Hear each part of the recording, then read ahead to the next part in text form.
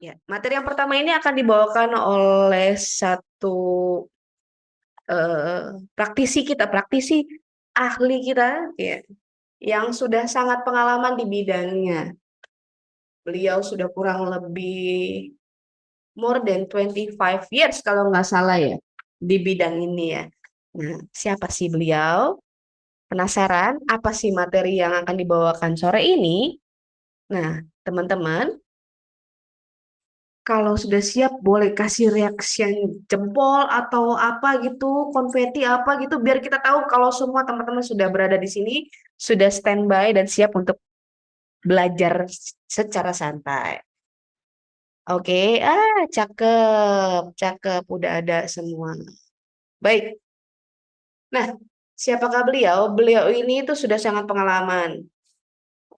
Kalau orang yang usianya sudah cukup meninggalkan dunia hitam, nah kalau beliau ini bukan lagi sudah meninggalkan dunia hitam, tapi kayaknya udah hitam putih juga udah nggak tahu nih apa sekarang. Tapi yang jelas beliau ini sangat sangat jadi panutan kita semua di bidang experiential education. Pengalamannya udah lebih dari 25 tahun. Beliau juga asesor kompetensi BNSP untuk kepemanduan experiential learning, terus instruktur dan fasilitator experiential education dan outdoor program di dalam negeri dan mancanegara. Jadi kalau kalau saya masih tarkam mainnya antar kampung, oh Bapak yang satu ini sudah go internasional. Ibarat kata kalau artis tuh udah kayak Agnes Monica. Nah, siapa sih beliau? Nggak lain nggak bukan bahwa beliau adalah Orsul Winarno. Silakan.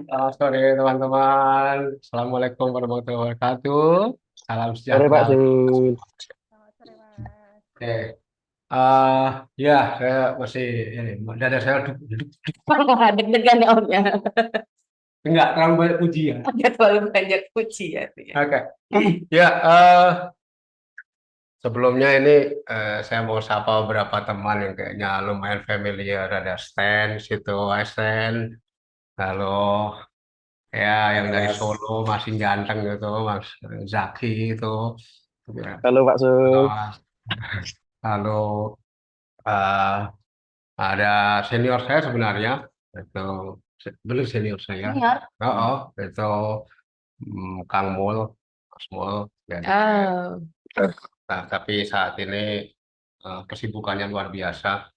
Ada juga kalau nggak salah Kang Himen ya, yang di Makassar sana. Wih. Kang Hendra, eh, juga beberapa teman yang lainnya. Tapi juga ada beberapa yang mungkin baru ketemu juga, eh, tidak hanya dari teman-teman di fasilitator experiential education, tapi juga dari beberapa latar belakang yang lain. Dan itu membuat kita merasa terberkati gitu ya. Iya. Bahwa bidang ini ternyata tidak hanya satu sisi, tapi satu apa ya, kayak orang bilang outbound gitu, tapi bisa juga penerapannya semoga bisa dipakai untuk Di profesi yang berbagai. lain. Nah, jadi selamat bergabung, terima kasih untuk atensinya. Jadi di satu sisi saya bersyukur, tuh di sisi lain juga sebenarnya saya sedikit khawatir ini. Karena jujur saja itu apa ya, kalau kita mau kadang-kadang kita mau lakukan semacam seminar seri gitu ya. Nah, kita itu selalu audiens kita tuh beragam. Oh. Dari yang berpengalaman sampai yang baru kenal. Iya. Nah, apalagi topik kita ini kan tentang mengelola kegiatan experiential education. Ibaratnya saya disuruh ngomong, oke, Mbak, bagaimana toh mendaki gunung yang eh, aman, nyaman, dan mengesankan. Iya. Nah, saya ngomong di advance kelompok orang, ada yang datang itu, kalau Mas Mul itu ibaratnya sudah naik gunung apalah, sudah Himalaya gitu. Himalaya. 2-3 kali, yang terakhir malah jalan mundur lagi. Saking So, beratnya itu. so. Tuh, jangan jangan ngomongin gua ya. Ayo, Oh, enggak, cerita sesuai ibaratnya. pesanan aja. Lagi dipuji-puji. Ibaratnya itu ada yang sudah sangat expert, tapi ada juga yang baru mulai mengenal apa sih gunung lah. Itu jadi ketika kita ngomongin tentang mengelola ini apa ya? Jadi teman-teman juga mesti tahu juga bahwa cakupannya sangat luas. Oke, tapi kita hanya punya waktu sedikit nih. Anggap saja bagi teman-teman yang sudah tahu banyak, mohon nanti jangan jangan cepat bosan. Aku udah denger ini, udah denger ini, gitu kan. Tapi bagi yang masih baru, kalau misalnya ada beberapa bahasan yang kayaknya apa sih itu, apa sih technical facilitation segala macam itu yang itu bilang aja kalau kayaknya terlalu jauh. Anyway, saya akan mencoba membahas ini secara sangat sederhana saja. Ya, jadi nanti juga teman-teman, habis ini Om Sul akan memaparkan materi yang teman-teman bisa pelajari bareng-bareng. Nah, nanti kalau teman-teman eh, ada sesuatu yang perlu ditanyain, ada ini menurut teman-teman ini menarik, boleh teman-teman catat dulu pertanyaannya, boleh langsung diketik di kolom chat. Nanti setelah Om Sul selesai memaparkan materi, kita akan bahas pertanyaannya satu persatu gitu ya. Setuju ya teman-teman ya?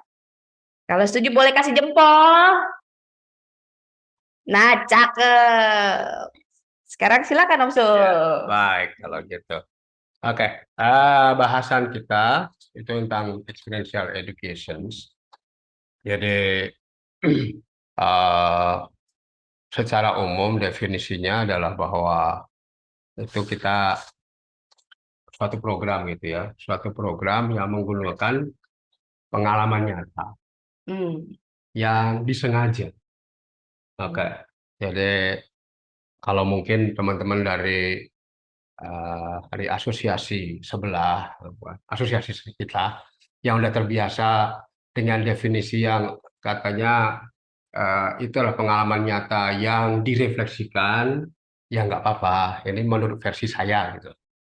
Nah, kenapa itu? Karena belajar dari pengalaman itu tidak semuanya direfleksikan.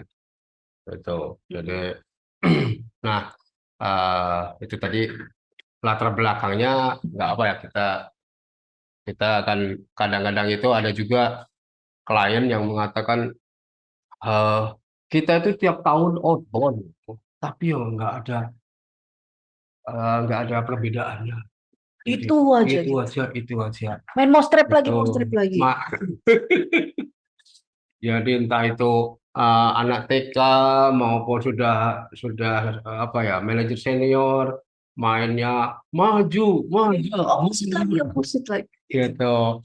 Tapi nggak ada salahnya sih game itu. Cuma, nah ini bagi teman-teman yang praktisi, kita mau share itu, mana tahu dengan kita melihat ini, jadi oh iya ya bagusnya kalau saya mau bikin program lagi apa. Tapi juga bagi yang bukan praktisi, lalu tapi meyakini bahwa dengan belajar dari pengalaman itu sesuatu yang bagus. Hanya saja bagaimana tuh merangkainya menjadi semacam program, kita mungkin mau paparkan itu. Oke, jadi kurang lebih itu. Mengapa tadi saya bilang bahwa inilah pengalaman yang disengaja. Itu karena oke, mungkin di itu lagi di next. Nah, jadi pengalaman yang disengaja itu mengapa kok tidak pengalaman yang direfleksikan? Karena cara membantu kita agar orang bisa belajar pengalaman itu biar gampang saja. Ada banyak sih, tapi daripada rumit, saya kasih 4 saja. Jadi orang bilangnya generasi facilitation. Yang pertama-tama bisa dilakukan itu adalah ya biarkan pengalaman yang berbicara. Misalnya apa? Kalau ada ibu-ibu yang anaknya mau camping, anaknya sekolahnya mau camping, dengan memberi izin itu sebenarnya sudah membantu. Dia mungkin saja eh, tidak tahu bagaimana itu, bukan fasilitator gitu. Oke. Tapi dia bisa membantu orang belajar pengalaman. Oke, dengan cara mengizinkan. Itu adalah yang paling mendasar. Yang Nah, paling dasar. nah, yang kedua mungkin saja ada apa ya? Ada ibunya dulu tuh suka camping. Jadi ketika anaknya mau camping, dia malahan kemudian, oh kau harus camping enggak? Kenapa harus camping? Karena kalau camping itu kamu gini, gini, gini, gini. Berdasarkan pengalaman dia. Jadi itu yang namanya ah, apa ya? Speaking on behalf of experience. Jadi pembelajarannya itu disarikan oleh pendampingnya atau oleh orang yang lebih dewasa.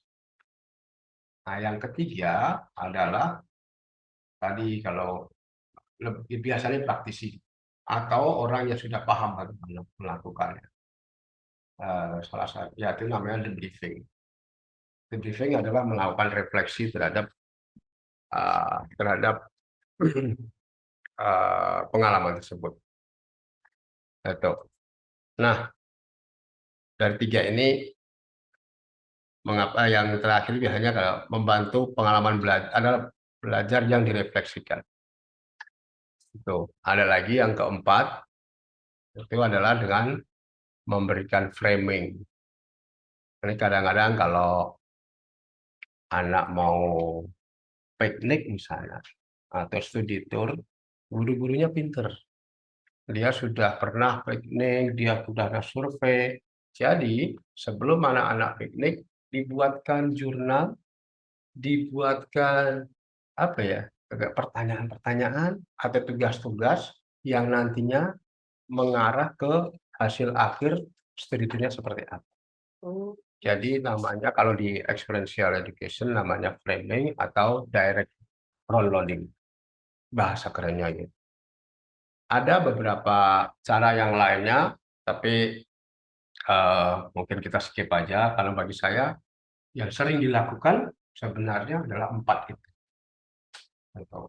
Ada banyak ahli yang lain yang melakukannya, ada juga namanya isomorphic, ada yang namanya indirect front loading, ada juga yang flagging di experience, tapi kita cari yang sederhana.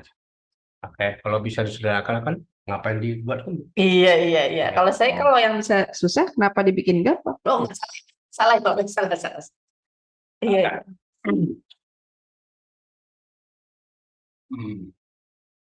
Nah, tujuan dari kalau kita ngomongin pengalaman itu ada beberapa hal yang bisa kita lakukan. Beberapa hal yang bisa kita dapatkan dari melakukan belajar pengalaman. Yaitu pengalaman pertama. Tujuan pertama adalah untuk rekreasi. Camping bisa ditulis di sini.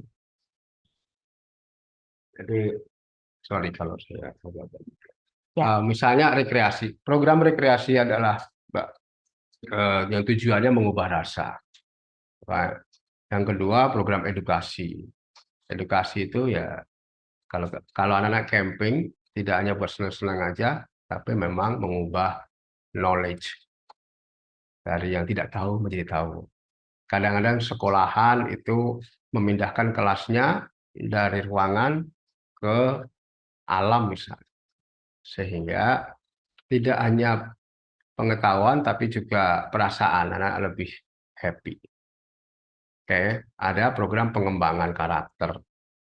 Itu happy-nya dapat, knowledge-nya dapat, lalu ada perubahan perilaku.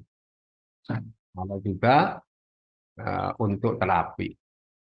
Terapi itu adalah mencoba mendorong perilaku-perilaku yang diinginkan dan mengurangi perilaku yang tidak diinginkan. Oke. Nah, ada lagi, nah ini sesuai apa ya, saya beberapa kali juga lakukan adalah untuk assessment. Kadang-kadang ada eh, apa ya, kayak pegawai atau staf baru, mereka bagus secara kognitif, mereka bagus secara akademis, tapi orang pengen melihat perilaku nyata yang ketika mereka berada dalam situasi tertentu. Dan itu kita bisa setting. Jadi kita bisa lakukan untuk 5 tujuan gitu. Rekreasi, edukasi, development, terapi, dan juga assessment. Oke. Mas Soad, next. Nah, kita ngomongin sebagai seorang profesional ya. Peran kita kalau kita mendampingi sebagai apa? Oke, kalau sebagai pendamping, yang pertama sebagai fasilitator. Fasilitator itu biasanya kalau diskusi atau untuk memastikan bahwa tujuan pembelajaran tercapai. Jadi urusannya adalah transfer dari apa yang mau diinginkan kegiatan tersebut. Nah, lalu juga ada sebagai pelatih teknis. Keren kan? Pelatih teknis itu misalnya kalau anak camping, ya pendampingnya harus paham. Ngajari bagaimana mendirikan tenda, bagaimana. Itu soalnya banyak juga yang mendampingi tapi nggak paham kegiatannya. Sah-sah aja sih bawa apa ya, asisten gitu loh. Tapi bahaya nggak sih Om kalau gitu? Bahaya sih relatif, nanti kita akan bahas ya. Oke. Hanya saja ini soal kepercayaan. Oh. Apalagi kalau aktivitasnya itu lumayan membuat peserta itu bertanya-tanya, ini kira-kira aku aman atau enggak gitu kan. Oh. Nah, misalnya kayak ada, Kak, kira-kira ada binatang atau ular atau enggak? Kalau jawabannya saya juga nggak tahu, gimana? Karena apa? Karena kalau kita sebagai pendamping, peserta itu melihat kita itu serba tahu. Iya, iya, iya. Nggak ada salahnya sih kalau kita nggak tahu, hanya saja akan membuat peserta jadi tidak tahu nyaman kalau tahu bahwa ternyata pendampingnya tidak tahu Nggak banyak. tahu apa-apa gitu ya. Kalau apalagi kalau urusannya nanti ya ngomongin tentang tali temali, wah kalian manjat-manjat, lalu Kak itu talinya berapa kekuatannya? Sebentar, saya tanya dulu ya ke. Nah pesertanya kan jadi loh gimana? Malah jadi deg-degan ya Om ya. So ya orang mengatakan ya saya kan bukan dari bidang itu. Kita ngomongin profesional loh ya. Kalau Tuh, sebagai tuh. pendamping profesional, ya saya nggak tahu apa itu, berapa kekuatannya, apa itu karabiner. Ya elah, zaman sekarang pengetahuan ada di genggaman kita. Tinggal ambil handphone, browsing, kekuatannya karabiner keluar semuanya. Itu jadi jangan dikit-dikit nggak tahu. Iya, iya, iya, iya, iya. Oh, aku jangan nggak nyindir kamu loh ya. Enggak. Iya, iya, iya, iya, iya. Ya, lalu ada juga sebagai penjaga keselamatan. Nah, karena ada istilah namanya duty of care. Duty of care itu adalah tanggung jawab menjaga keselamatan. Saya punya anak di rumah, ketika dia ke sekolah, saya nggak bisa dampingi dia, saya mempercayakan keselamatan anak saya kepada guru-gurunya. Guru-guru artinya memiliki duty of care terhadap anak saya. Nah, ketika kita dalam satu program, peserta diserahkan ke kita, duty of care ada di kita dan lembaga kita. Artinya keselamatan ada di kita. Oke, bagaimana caranya kita memastikan mereka. Yang keempat adalah sebagai suri toladan.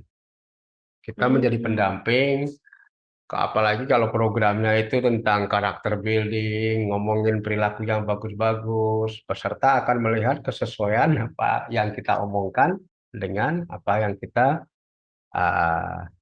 kerjakan atau apa yang kita tampilkan. Oh, katanya kalian harus berani, kalian gitu. Ada apa di belakang saya? Itu orang ini, kok begitu? Gitu. Maka terkadang sebagai konselor itu jangan salah, kadang-kadang ada peserta yang, Kak, boleh nggak aku curhat sama kamu? Ya, Nah, ada buat menangis bunda. enggak, Oh, enggak ya. saya perlu tisu. Iya.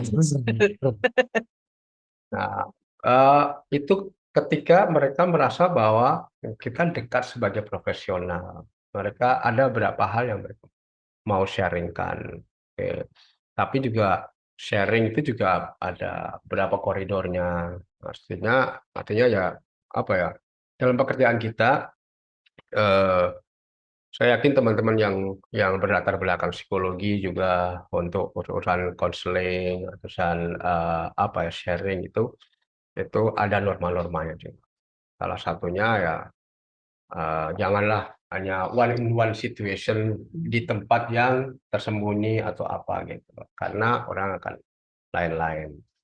Paling tidak ya mereka tahu meskipun di luar jarak dengar ya, tapi mungkin dalam satu ruangan atau bisa mungkin ditemani orang yang lain. Supaya ada saksi gitu ya, Om ya. Terkadang juga ada juga yang mereka mau mengungkapkan hal-hal yang sedikit sensitif, misalnya ngomongin, Kak, aku tuh korban KDRT di rumah. Nah, Oh. di beberapa negara itu sebenarnya ada kewajiban kita untuk beberapa isu seperti itu, kita harus ngomong ke pihak-pihak tertentu.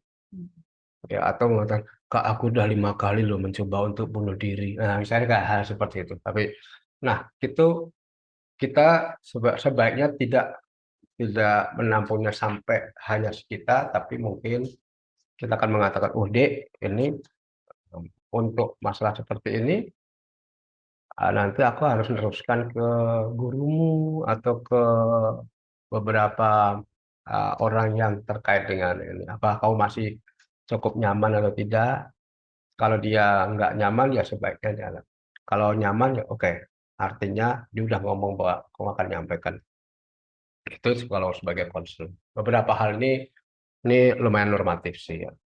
Ya, ya. Nah, yang terakhir adalah sebagai penerjemah dari kegiatan kita. Nah, yang dimaksud penerjemah ini bukan penerjemah bahasa secara Bukan. implisit kan ya, Om? Bukan seperti itu. Kadang-kadang orang tua mengatakan, Pak, ngapain sih Pak anak saya mesti diajak naik gunung? Oh. Gitu loh. Nah, kita akan mencoba, tapi ini bisa ke orang tua, bisa juga ke anaknya. Ngapain kita harus begini? Gitu kan? Nah, karena dengan melakukan ini, kamu akan begini-begini. Tapi tadi ya, ada yang teknik fasilitasinya itu sekedar membiarkan pengalaman berbicara, atau mewakilkan pengalaman dari diri kita, atau melakukan debrief, atau melakukan framing. Itu hanya cara aja. Tapi bahwa kita harus menerjemahkan pengalaman tersebut. Situ pernah naik gunung nggak? Dulu Pak, waktu saya masih nggak sebesar gila. Kalau teman-teman pendaki gunung, terutama di Jawa, Sumatera, gunung-gunung, saya suka naik gunung. Dan satu hal yang hampir seragam dari semua puncak gunung di Jawa, tahu nggak? Apa tuh? Vandalisme. Oh, Jadi nyebut merek nanti misalnya, saya. ya misalnya soil was here. Oh, yo, BOE, doe, Nah, gitu. jadi saya belum. Jadi pentingnya kita karena apa? Karena kalau kegiatan itu bisa dipersepsikan lain oleh si pelakunya. Nah, kita mencoba untuk menerjemahkan pemaknaannya seperti apa. Mengapa kita naik gunung? Mengapa kita lakukan ini? Mengapa kita camping? Iya, iya. Oke. Hai. Next, Mas Oot. Enaknya kita punya teknis. Oh, arsitek. Oke. Kita mulai mengerucut kalau kita sebagai praktisi. Bagaimana sih membuat program experiential education? Oke. Ini lumayan loh. Durasi kita cuma 1 jam. Iya, iya. Dan itunya banyak banget. Ini harusnya buat 3 bulan ya, Om. Waktu saya dulu jadi kepala sekolah di salah satu lembaga pelatihan, nah training dasarnya adalah 3 bulan. Ayo, sekarang dipersempit Jadi 1 jam. jadi 1 jam. Keput jadi kita. Oke.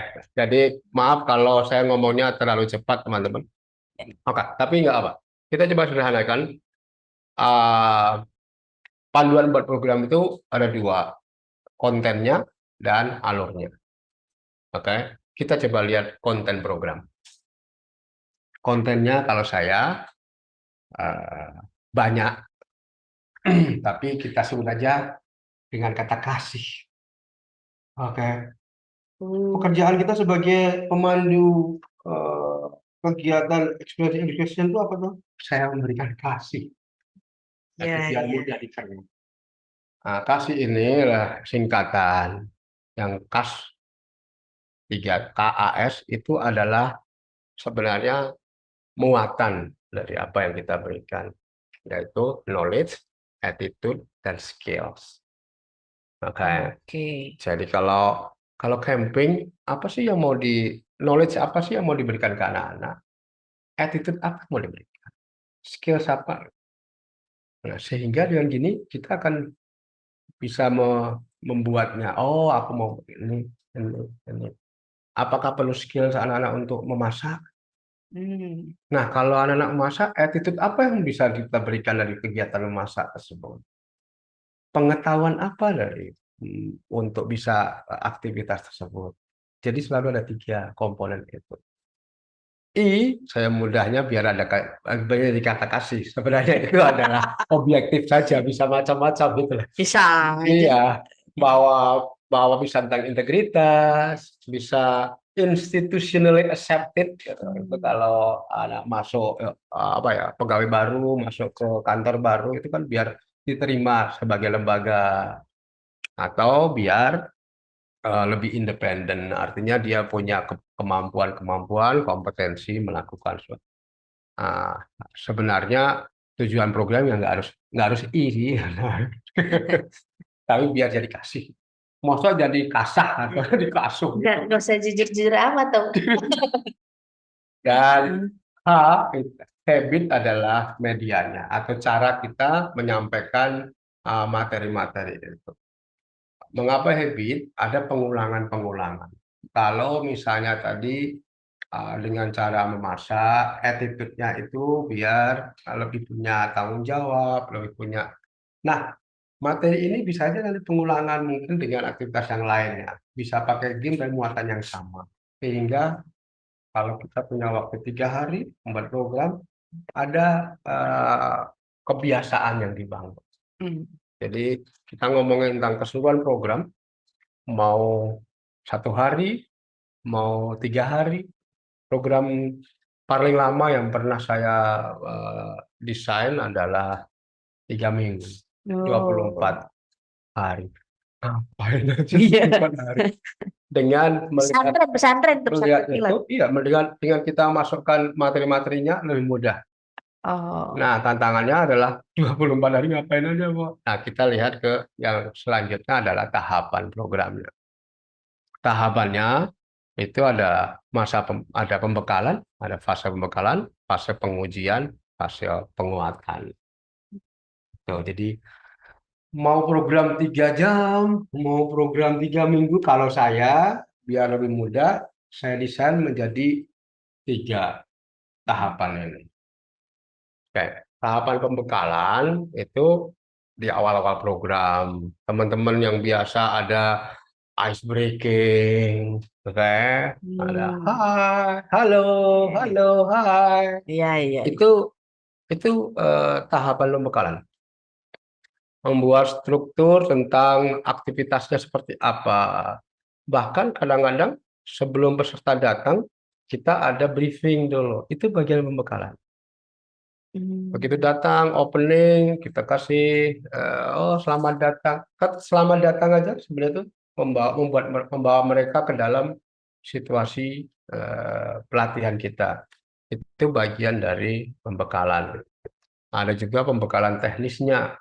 Kalau tadi 3 hari ada acara masak, nah kita perlu bekali juga secara teknis, cara masak gimana, cara mencuci piringnya gimana, seperti itu.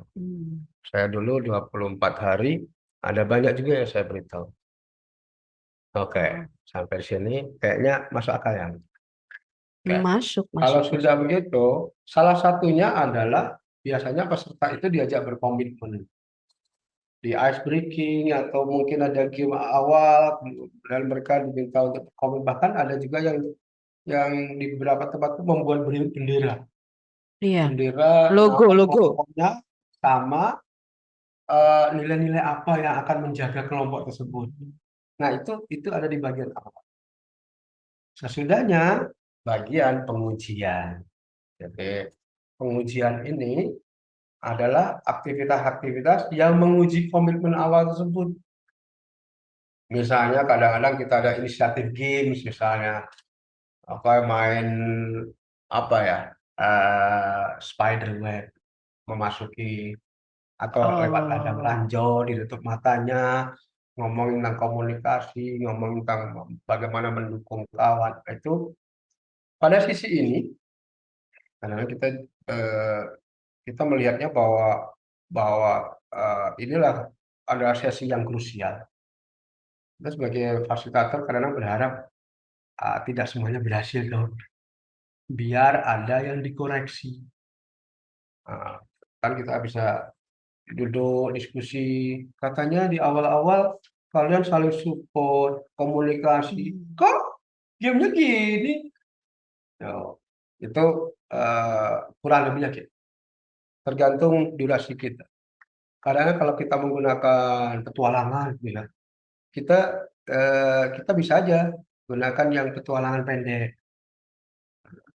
Berharap grupnya ini nanti bisa belajar dari aktif. Ada Ada dinamikanya gitu. dinamikanya, kalau perlu mereka diskusi gontok-gontokan, it's okay. Biarkan saja gitu ya, Ya, mereka tapi selama tidak sampai fisik loh ya. Oh iya, iya. Gontok-gontokan, lempar-lemparan batu bata, itu kan kita nanti di tengah. Ya, jangan. Nah, mereka belajar kuatkan, lalu sampai terakhir adalah saya namakan itu fase penguatan. Oke, saya dulu background saya dari petualangan, biasanya fase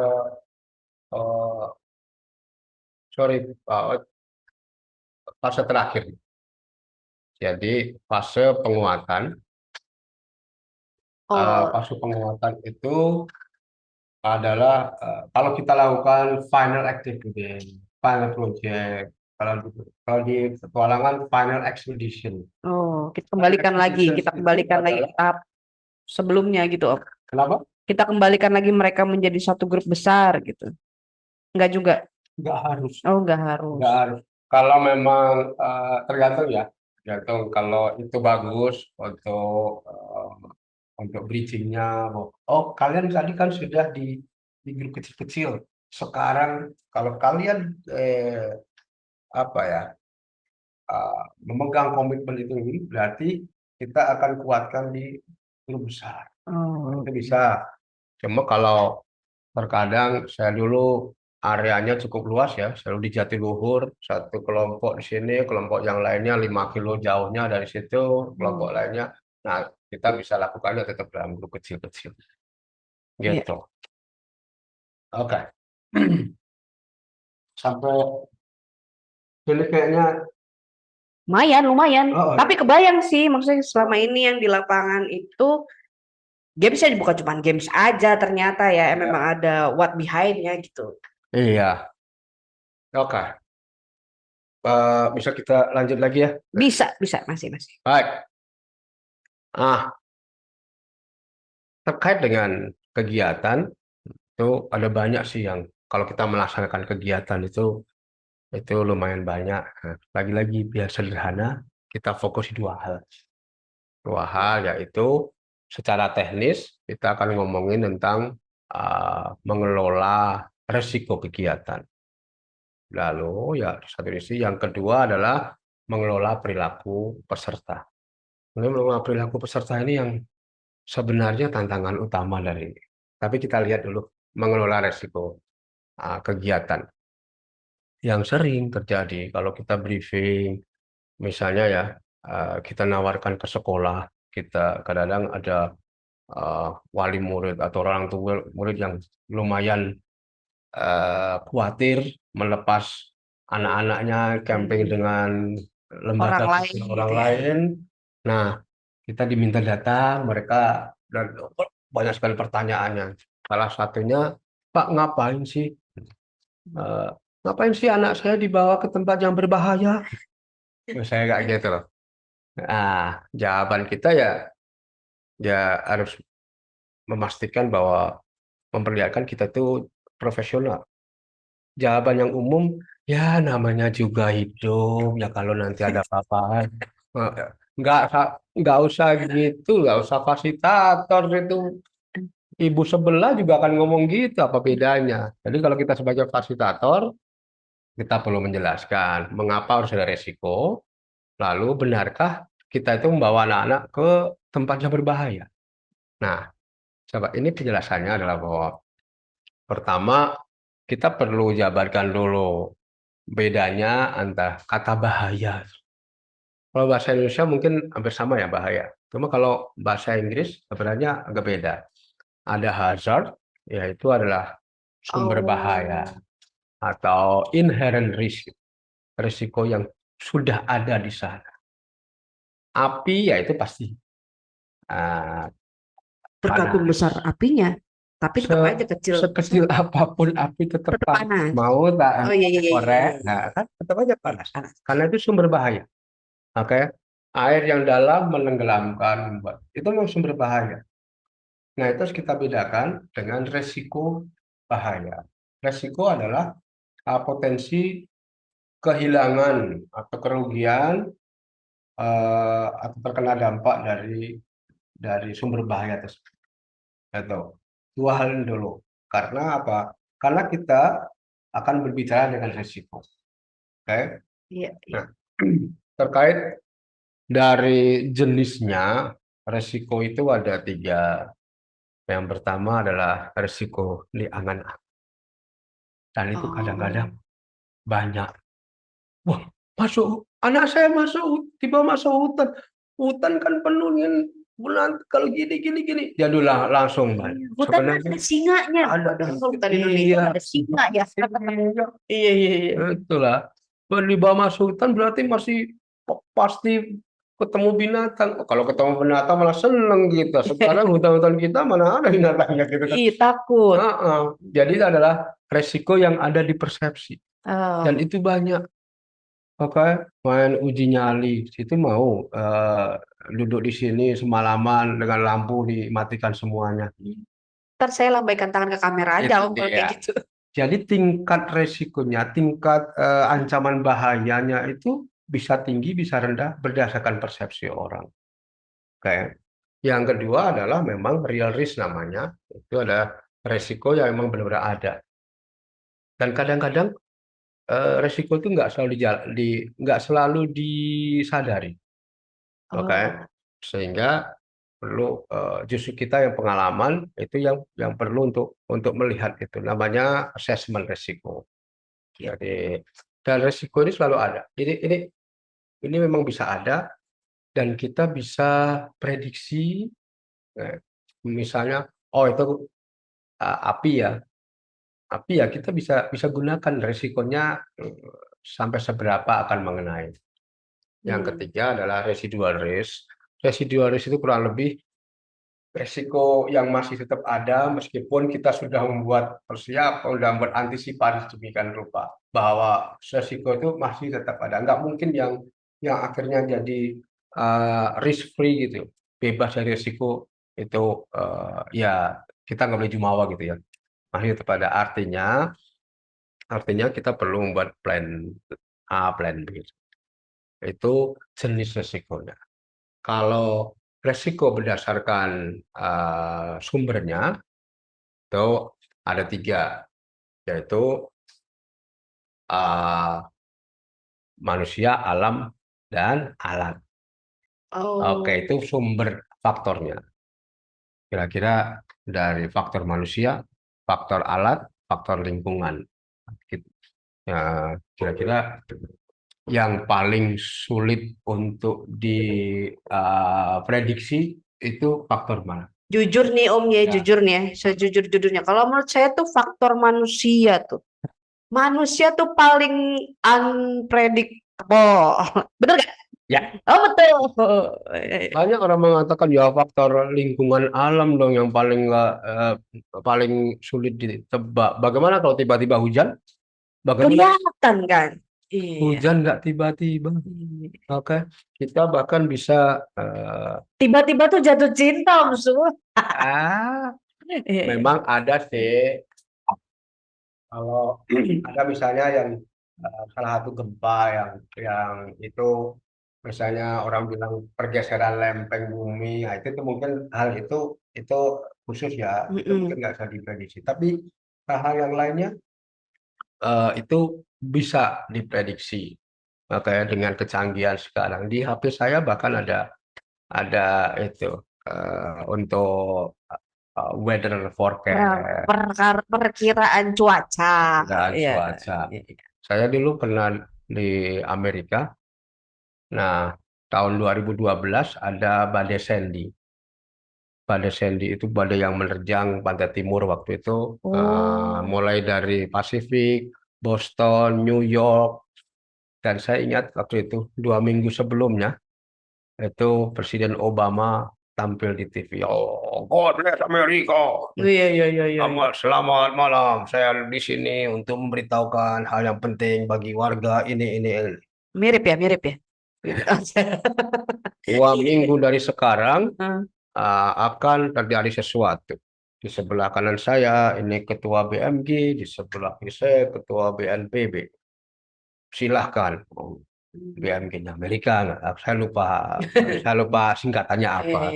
BMG mengatakan, BMKG. ya nanti 2 minggu dari sekarang pada tanggal ini jam segini akan ada badai berkekuatan gini, dia akan menerjang distrik ini. Yang perlu dilakukan adalah silakan ketua BNPB. Yang perlu dilakukan adalah yang distrik ini silakan mengungsi ini, yang distrik ini silakan. Kurang 2 minggu. Dan saya ada di sana waktu itu. Tepat exactly jamnya. Jadi maksudnya bahwa itu bisa diprediksi. Itu Alam itu bisa diprediksi, diprediksi. iya.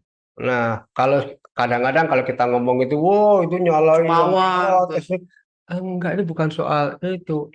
Itu soal bahwa ada alat yang canggih dan ada juga orang-orang yang bekerja dengan benar. Soalnya ada juga orang yang nggak bekerja dengan benar ketika terjadi, ya memang sudah kehendak dari yang di atas. Takdir. Yang di atas lagi yang disalahin. Siapa gitu ya.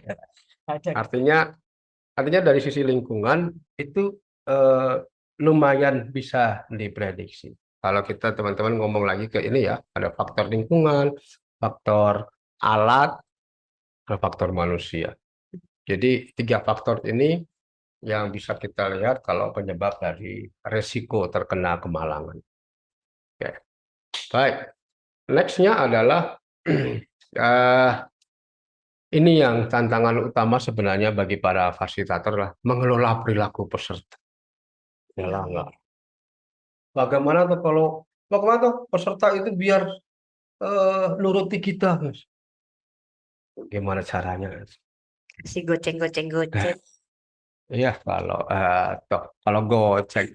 Goceng. Masalahnya gini loh, bahwa meskipun program kita itu punya tujuan tertentu, tapi sifat dari experiential education itu adalah participant center.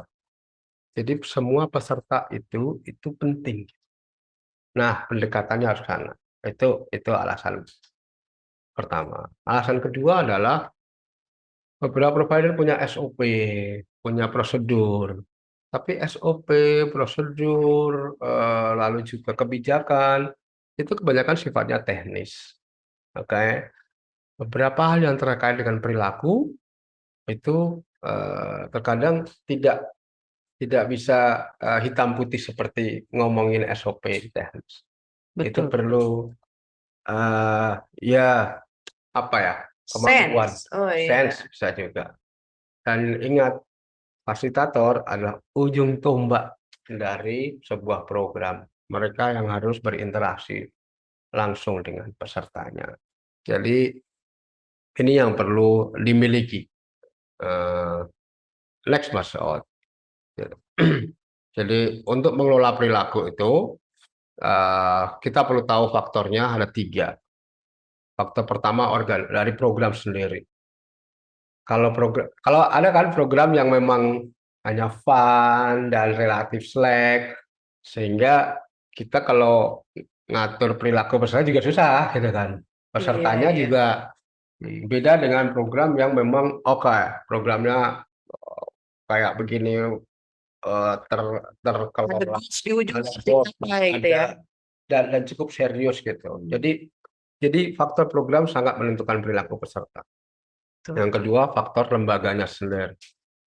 Pernah nggak ada presentasi terus peserta, Pak, boleh nggak kami dapat fasilitator yang cewek? Oh iya, cantik, kalau saya udah nggak masuk.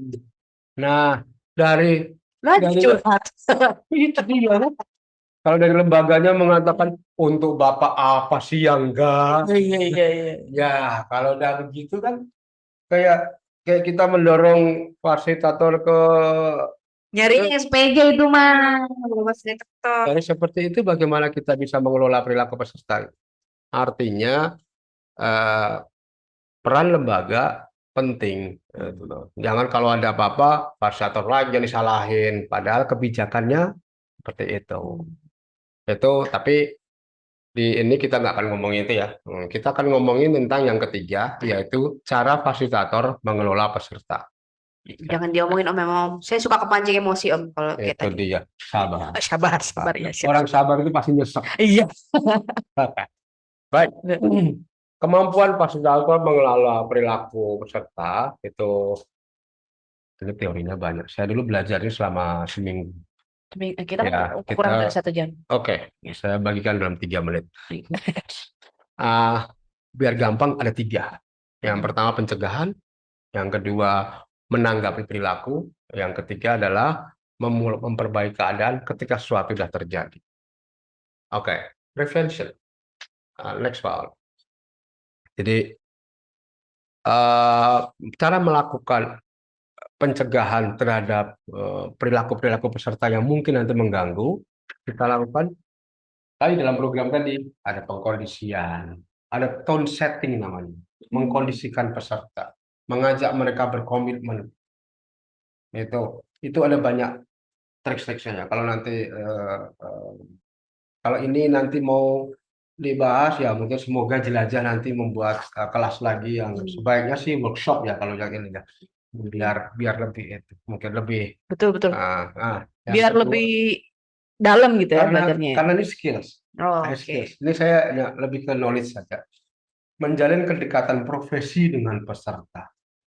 Mengapa perlu menjalin kedekatan? Karena dalam experiential education kita perlu debrief, kita perlu diskusi, kita perlu peserta itu mau membuka diri, sharing seperti itu.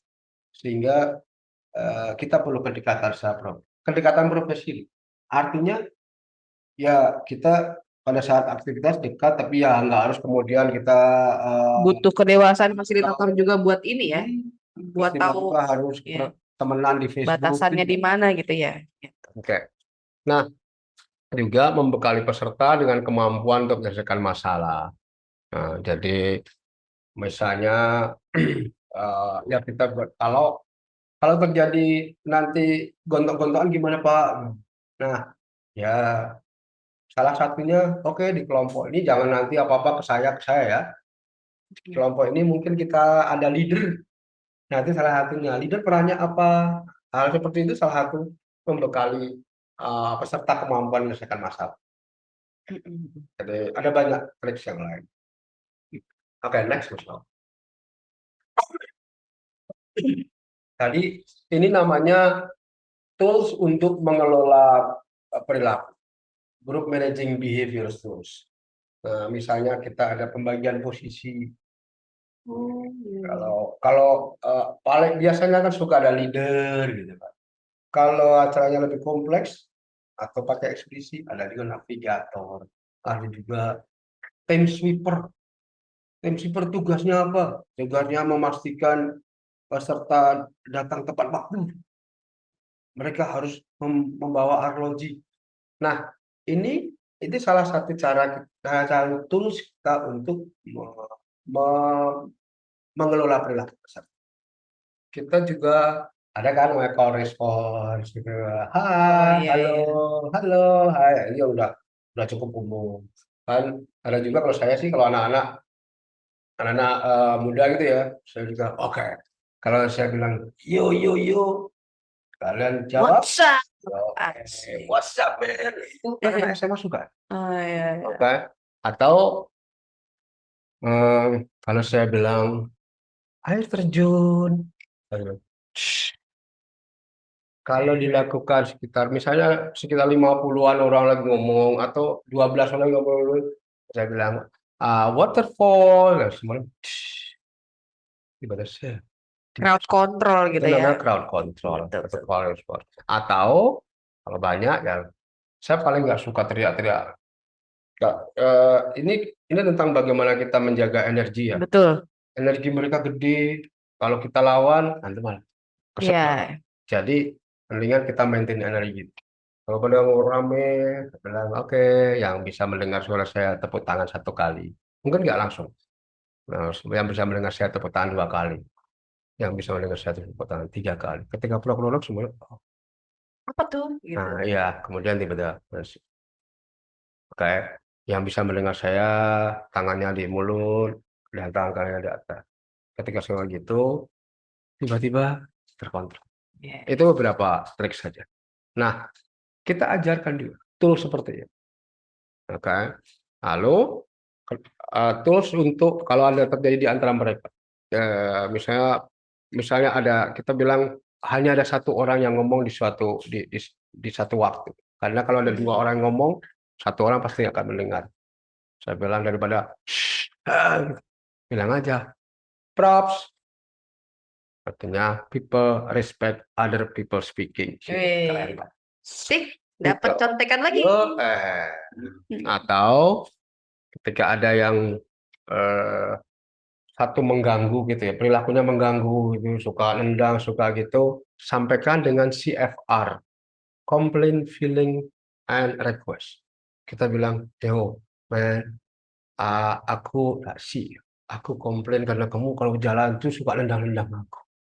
Loh, mengapa? Karena saya rasa dengan gitu itu kamu tuh kayak nggak menghormati orang lain dekat kamu.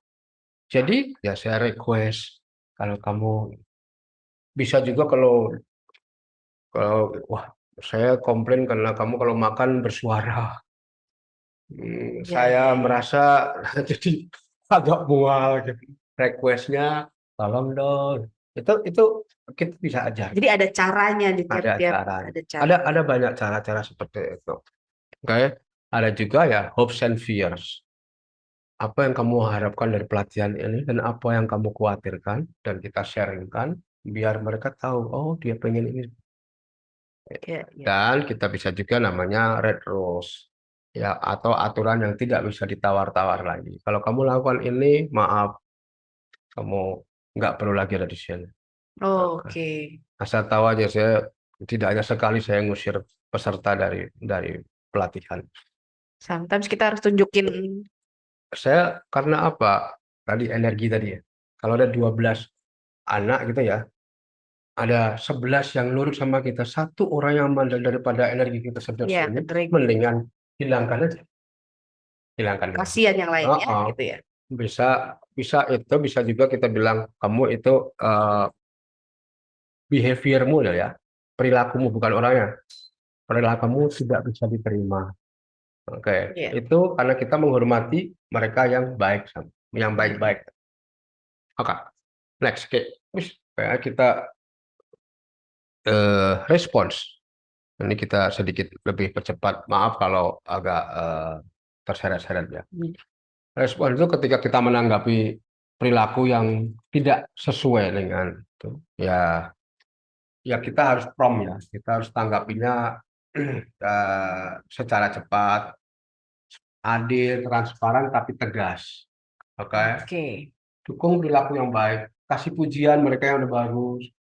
Tapi sudah kalau misalnya oke, kita harus mulai jam 8 ya, ternyata ada yang 8.15 belum datang itu, ya jangan yang fokus ke yang telat. Iya, betul. Yang datang tidak telat, kita perlu apresiasi juga, gitu loh. Nah, jadi pahami juga kondisi peserta. Beberapa saya suka bilang kalau secara alami peserta itu berhenti mendadak dari kegiatan. Tiba-tiba kamu, ayo kita itu Oh. biasanya ada 4 penyebabnya. Oke, dalam bahasa Inggris halt itu berhenti mendadak itu bahasa Inggris. Biar mudah saja. Oke. Nah, peserta berhenti mendadak itu biasanya itu karena hungry, angry, lonely, or tired. Gitu. Oh, HALT itu singkatan, guys. HALT. Iya, iya, iya. Jadi kadang-kadang kan, oke, ini kok kelihatan pada lesu semuanya, mana suaranya, mana yel-yelnya, enggak, mana yel. Aduh, ternyata mereka itu ikut pembukaannya jam 10, dari rumah ada jam 3 pagi, belum sarapan, jam 10 pada lapar, malah disuruh yel-yel terus. Iya, Nah, iya. dari itu artinya kita perlu memahami juga kondisi peserta. Berarti mesti sensitif kita tuh ya, Ya, as a fasilitator ya. kadang-kadang kita perlu pendekatan, kenapa sih Pak gini-gini? Ada juga, Pak kok nggak mau gini? Lah iyalah, saya disuruh gini, sementara katanya togetherness. Atasan saya pada nggak datang. Iya, iya. Nah, artinya sebenarnya dia itu angry, tapi ke atasannya yang di hadapan kita. Adanya kita gitu ya. Mogok. Kalau kemudian kita tahu kan kita sebenarnya ada pendekatan. Oke. Lonely kadang-kadang itu ada dalam kelompok tersebut, misalnya ya gathering gitu kan, 15 orang, semuanya dari marketing, ada 1 orang yang dari bagian apa produksi, saya nggak ada Merasa anomali gitu ya. Pak silakan dia aja nanti aja. So kita mesti tahu itu kita perlu memahami. Ada juga beberapa teori Maslow yang kebutuhan gitu. Atau teori dari William Glasser. Kalau teman-teman mau browsing aja William Glasser, choice theory itu adalah melandasi tentang orang berperilaku. Kalau peserta berselisih, bertengkar, ya kalau saya ya, kalau udah jangan menengahi, akhirnya kita bertengkar dengan sama. Libatkan kelompok, libatkan orang lain.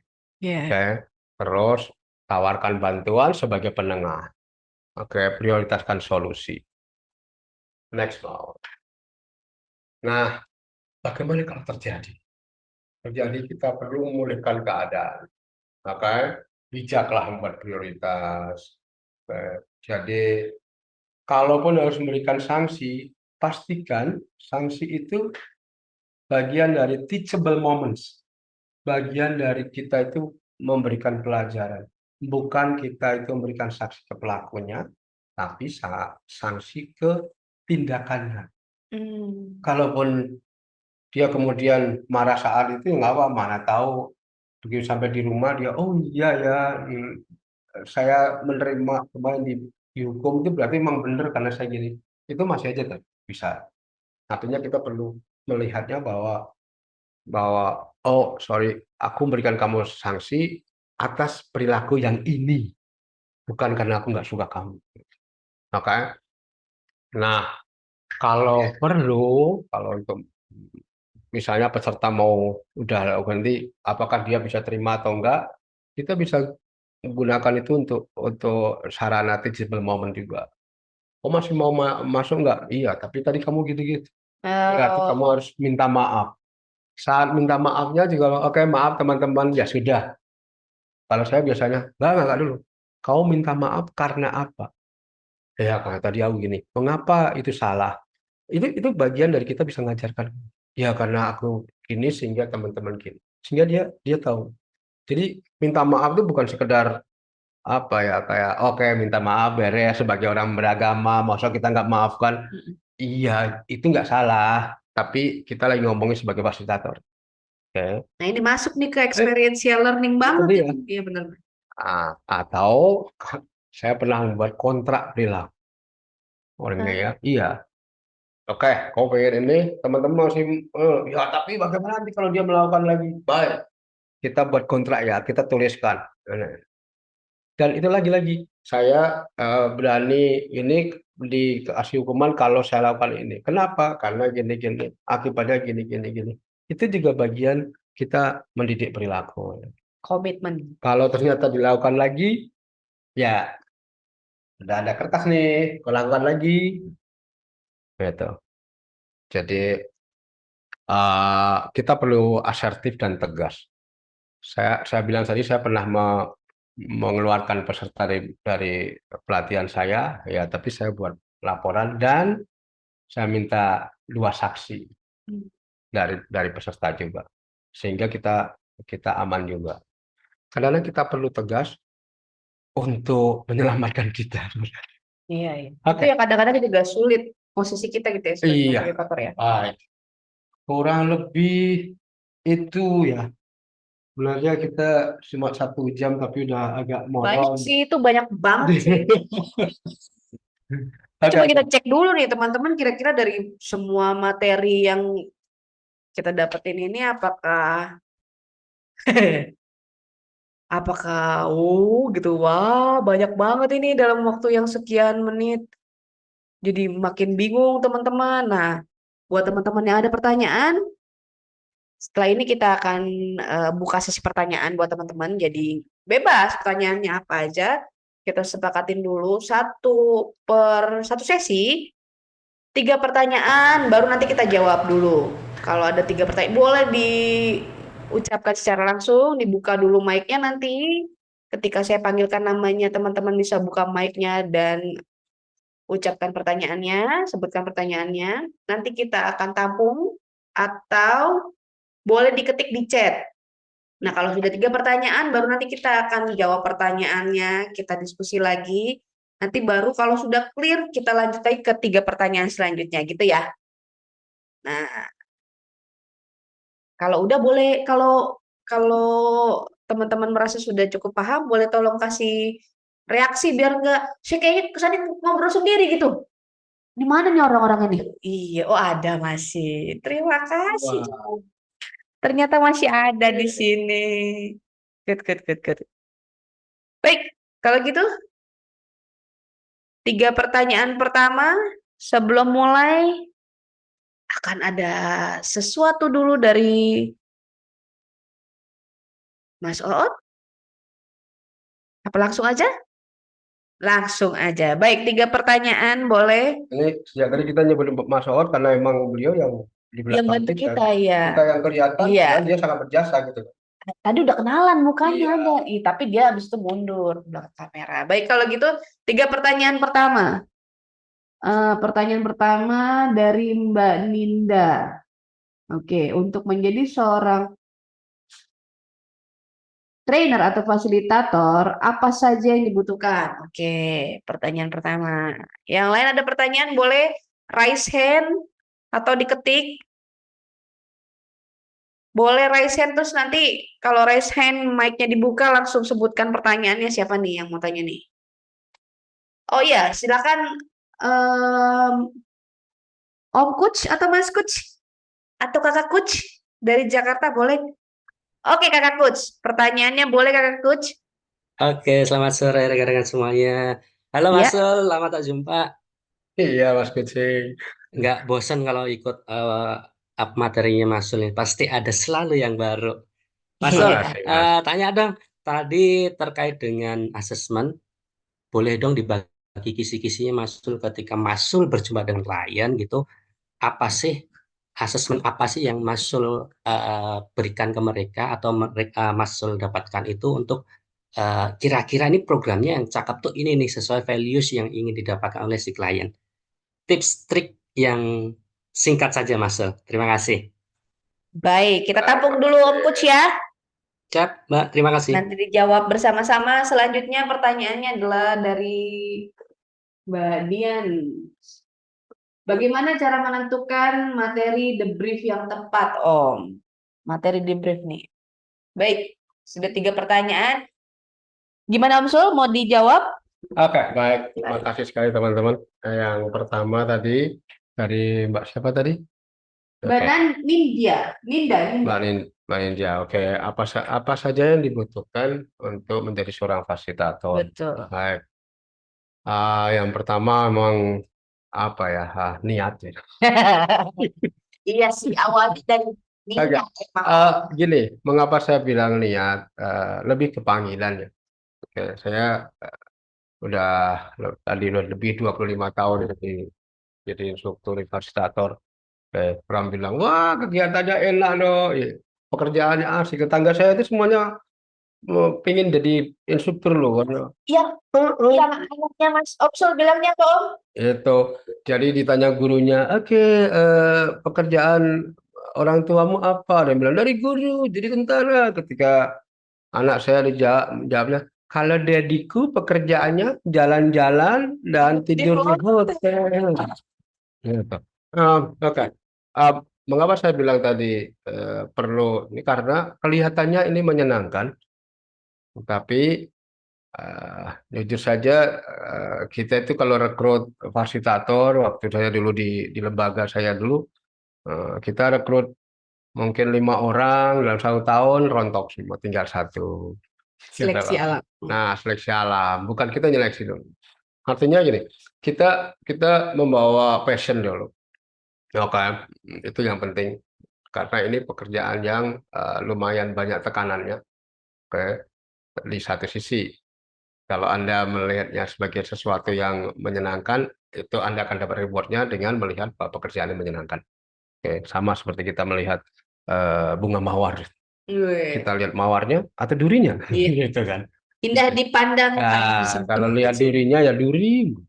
Nah, soal skill saya pikir ya kita bisa ikut pelatihan terus terang bisa berproses yaitu pelatihannya kita ada namanya BNSP yaitu negara itu sudah membuat ketentuan kira-kira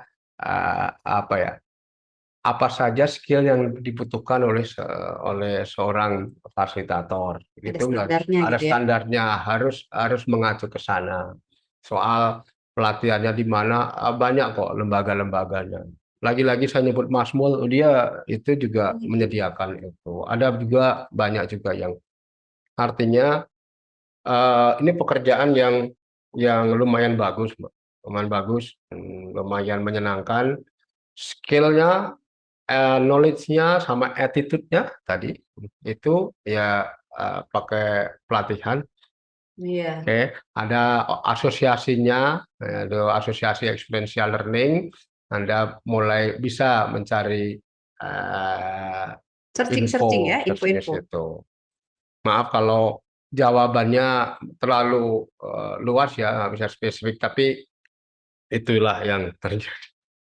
Iya. Oke, Mas Kucing, assessment. Assessment itu ya mungkin saja kita bisa menentukan ya kalau kita berada di klien gitu. Saya sendiri sebenarnya background utamanya orang lapangan, Mas, bukan orang jualan.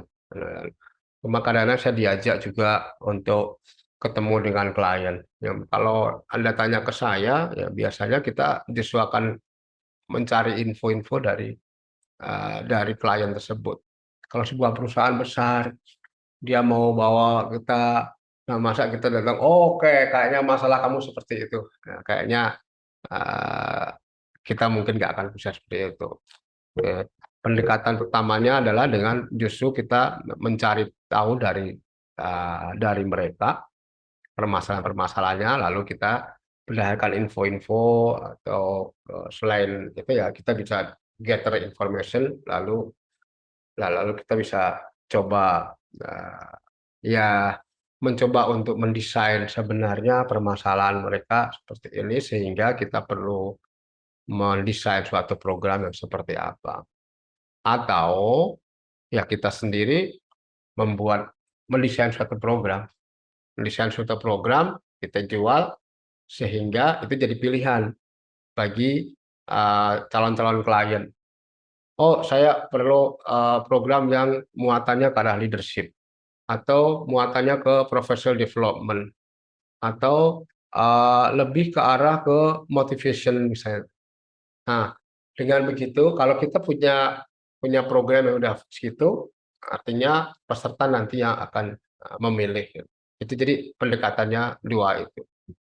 Jadi pertama adalah customize dengan kita mencoba untuk mencari banyak informasi dari mereka, menganggap mereka partner kita, gitu.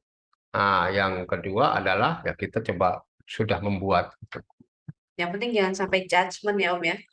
Ya, dan juga ingat bahwa klien itu adalah partner dengan kita. Kalau ternyata nanti dalam sekali kita itu melakukan dinamika dengan mereka, ya kita lakukan evaluasi sehingga ketika nanti datang lagi yang kedua kalinya, hopefully, itu lebih bagus sehingga ekspektasi mereka ke kita juga lebih terpenuhi gitu. Jadi kebanyakan lembaga yang saya bekerja itu biasanya mereka punya klien-klien tetap yang sudah bertahun-tahun gitu. Nah, di awal mungkin ada banyak masukan, ada banyak ekspektasi yang tidak itu, tapi ya ini mindset kita adalah ketika kita jualan bagusnya jangan hanya satu kali terus. Oke, harapkan kedua kalinya, dan yang kedua kalinya itu ada perbaikan-perbaikan dari evaluasi. Lego Mas Coach ya. Oke. Nah, Iya Mas Coach. oke, yang ketiga tadi adalah menentukan materi dalam the brief ya. Ya. Nah, kalau menentukan materi dalam the brief itu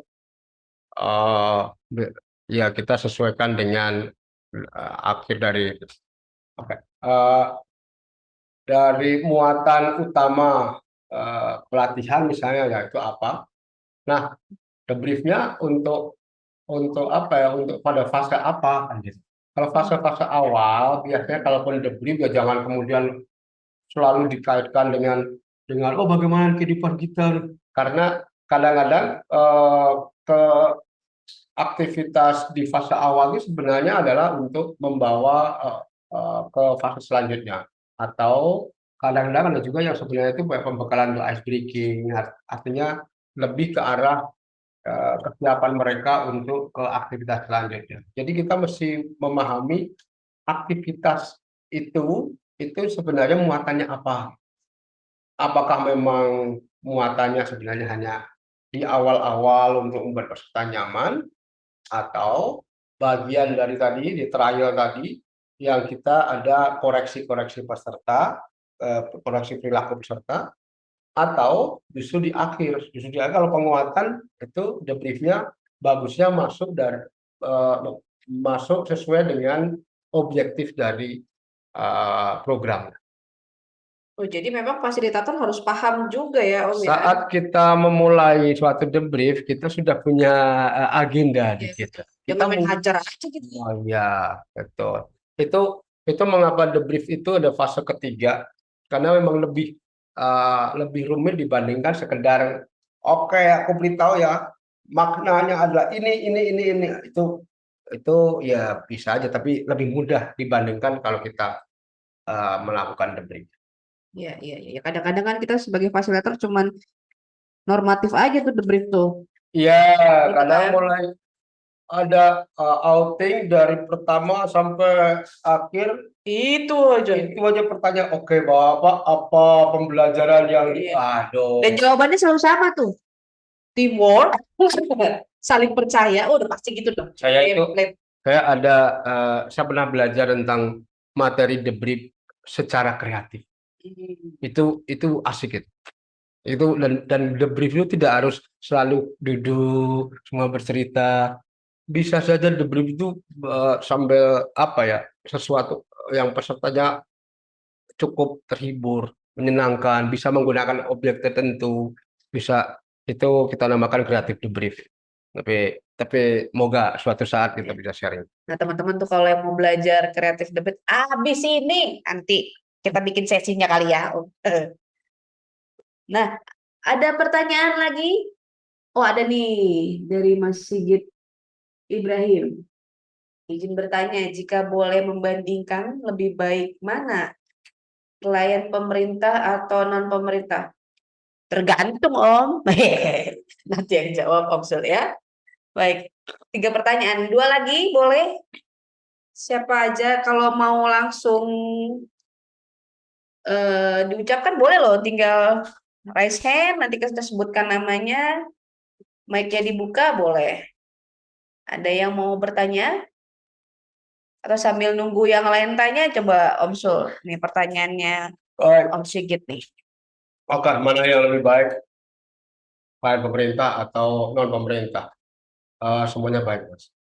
Bisa juga semuanya baik, bisa juga semuanya tidak baik. Bedanya apa? Tergantung dari institusinya. Oh, Itu. Saya buka-bukaan aja ya. kirain termin payment-nya. Oh, bukan. Wih, Oh, bukan. saya itu bukan. pernah, ini curhat aja ya. Saya Ya. itu pernah pelatihan gitu ya, pelatihan 2 hari. Oke, pelatihan 2 hari, peserta datang, kemudian dia buka banner, potret, masnya silakan bersama kami jebret, oke, dan bubar.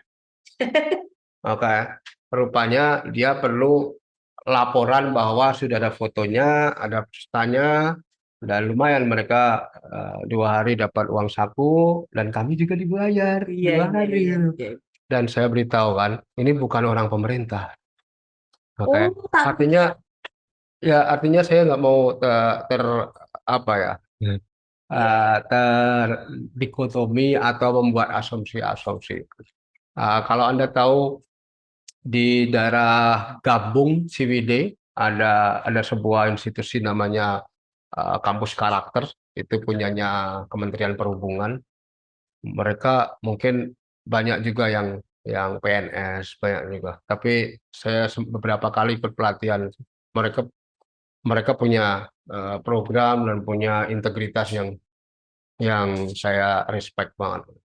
Artinya saya sendiri tidak tidak apa ya, ya tidak membuat asumsi-asumsi bahwa oh kalau orang pemerintah gini, itu lihat lihat pada saat kita itu aja lah, masa mereka datang saja gitu, Mas. Kadang kalau kita ngomongin A, bisa jadi kenyataannya 8 bisa beda ya Om ya. Ya, Kita ke klien. Nah, jadi kita nggak bisa tuh mengasumsikan. Nah, teman-teman, karena waktu juga, ini ada satu pertanyaan terakhir kayaknya menutup menutup acara sore hari ini. Pertanyaan dari Om Enda Mulyanto nih. aduh, tiba-tiba saya deg-degan. Coba-coba. Silakan, Nul. Om Enda Mulyanto bilang, Pang nanya Om Sul, gimana caranya mengajak peserta yang mogok ikut kegiatan? Terus satu lagi bisa ini? Ini Satu lumayan lagi. panjang. Ini dulu. Oke. Ya, Mas Mul, bagaimana mengajak peserta yang mogok berkegiatan? Nah, kita perlu tahu mogoknya seperti apa gitu. Artinya gini, kalau tadi saya bilang secara alami orang mogok itu ada 4 penyebabnya: hungry, angry, lonely, or tired. Itu secara alami. Nah, Jadi kalau misalnya tiba-tiba orang mogok, ya kita aja tiba-tiba pada nggak mau, kita ya ngobrolin aja dia nanya, kenapa sih Pak, ini karena kebanyakan sebenarnya mereka nggak punya masalah sama kita kita. Orang kenal juga baru di situ gitu kan. Biasanya mereka akan ngomong ini. Nah kalau memang kalau hungry belum makan ya sudah. Kita cari solusinya. Kita akan ngomong ke tim kita gimana kondisinya gitu. Kalau mereka ternyata eh, gathering datang jam 9 pagi, kita taunya oh, ternyata mereka sejak semalam udah ngelembur. Kan kadang kita nggak tahu tuh kan. Nah, kita tanya aja, Kak, itu secara alami empat ini permasalahannya. Yang kalau ada hal-hal yang lain, nah kita bisa mengacu juga dari beberapa teori yang kita dapatkan, teori tentang perilaku. Oke, apakah eh, salah satunya kalau kita mengacu ke Maslow misalnya, ah, mungkin secara kebutuhan alami sudah tercukupi mereka makan, tapi bagaimana dengan perasaan safety? Mereka tidak merasa bahwa mereka tuh aman di situ. Nah, artinya pendekatan kita akan lain.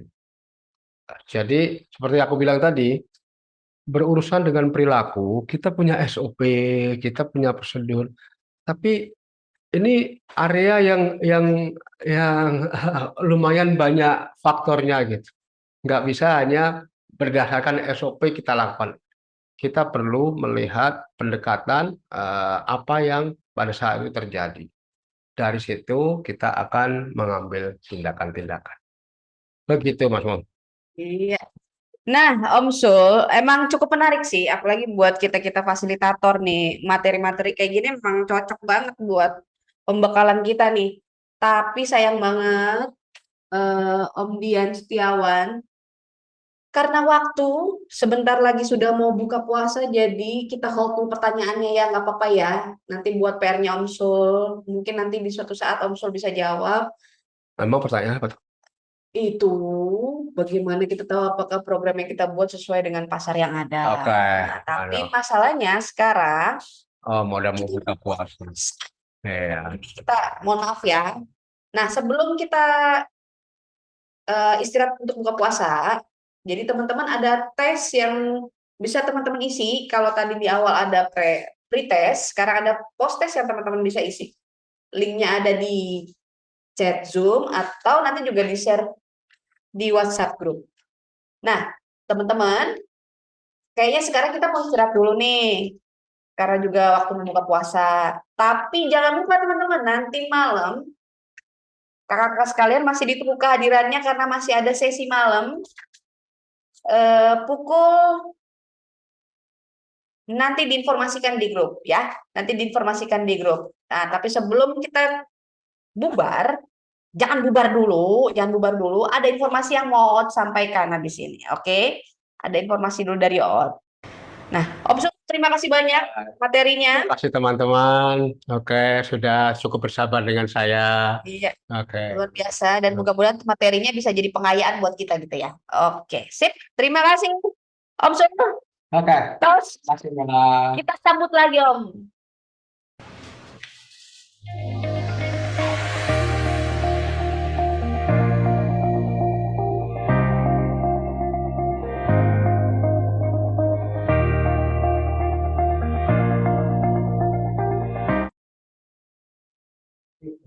Oke ya, kayaknya seru banget teman-teman tadi mau bertanya aja sampai nggak sempet, tapi nggak apa-apa. Jadi nanti kita mungkin akan buka sesi pertanyaan itu di grup WhatsApp. Itu silahkan aja kalau ada yang mau ditanyakan, karena si apa namanya narasumbernya gitu masih ada di sana. Gitu. Nah, nanti sebelum kita closing ya, ini ada beberapa hal yang akan disampaikan dari CEO dan juga founder Jelajah Outdoor yaitu Sandi Tauruni mengenai kenapa sih sesi yang kita berikan itu experiential education itu ada 3 hal ya tentang manajemen kegiatan experiential education, kemudian ada juga tentang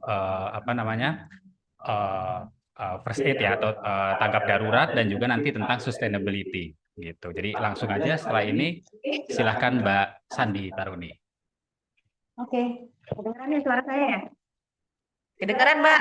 Oke, thank you banget ya teman-teman ya, seru banget lah. Saya happy banget gitu loh, karena ini kerjaan nekat sebenarnya.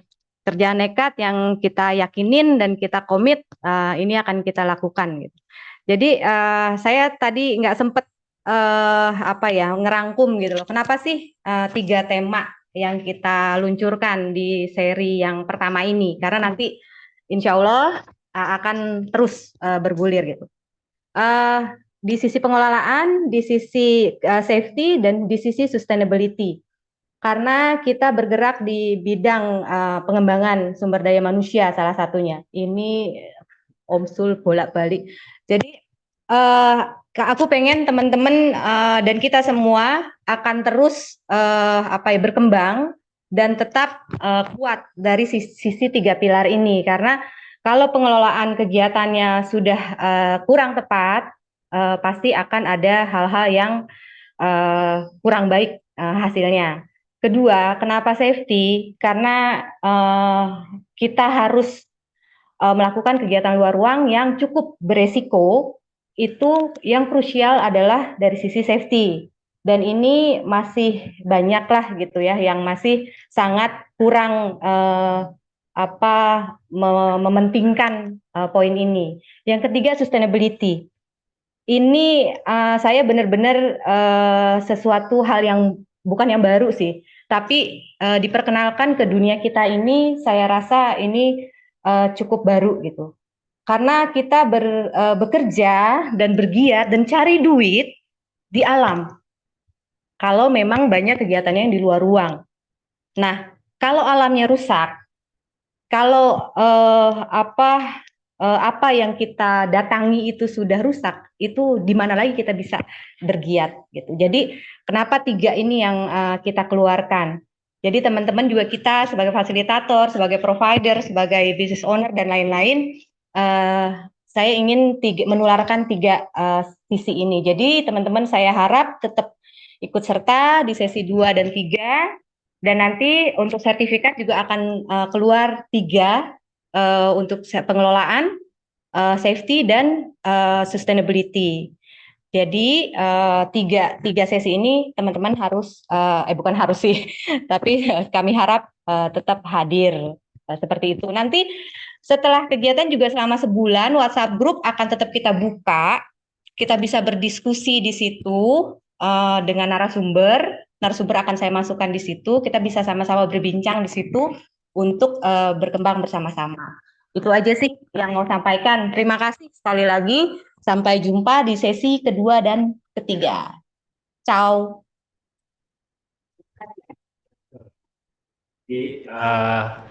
Itu dia dari pesannya dari Mbak Sandi Taruni. Kenapa di Experiential Education Seminar Series ini yang kita bahas adalah dari sisi pengelolaan kegiatan, safety, dan juga sustainability-nya. Ada 3 sesi ya, Om. Betul. Jadi jangan sampai lupa untuk sesi kedua nanti itu kita akan mulai jam 20.30 waktu Indonesia Barat. Oke. Ya. Jadi untuk teman-teman yang di area Jakarta, Bogor, Bandung itu mungkin setelah ya gitu ya. Ucap selamat buka puasa. Selamat buka puasa ya. Buat Buat teman-teman yang buat yang sudah memulai duluan seperti itu. kayak di Makassar tadi, On. Ada yang di Makassar seperti itu. Kemudian yang sekarang Indonesia Barat. Kak, sebelum kita bubar, kita mau foto. Kita foto bersama terlebih dahulu. Biar bareng. Oh boleh? Yuk. Baru masuk sini. Nggak apa-apa sih di tengah-tengah ya. Tengah aja ya. Kelihatan deh ini behind the studio. Silakan. Oke. Sini yang gitu. Oke, saya di sini saja. Iya. Oke, semuanya mungkin bisa on cam ya. Oke. Nah, Saya atur dulu. oh salah. Boleh on cam. Nanti teman-teman tahan ya, senyumnya tahan. Jangan dimatiin dulu senyumnya. Dimatiin senyumnya. Maksudnya tetap lebar senyumnya. Nanti kita akan hitung. Kita akan hitung 1, 2, 3 karena masih sesi foto. Oke, siap. Tahan senyum. 1, 2, 3. 1, 2, 3. Ini senyumnya boleh dong. 1, 2, 3. Thank you. Oke. Thank you. Oke, baik teman-teman, sekarang kita istirahat dulu. Silakan yang mau berbuka puasa, nanti ketemu lagi jam 8.30 dengan link Zoom yang sama gitu ya. Terima kasih, selamat berbuka puasa. Thank you Om Sul.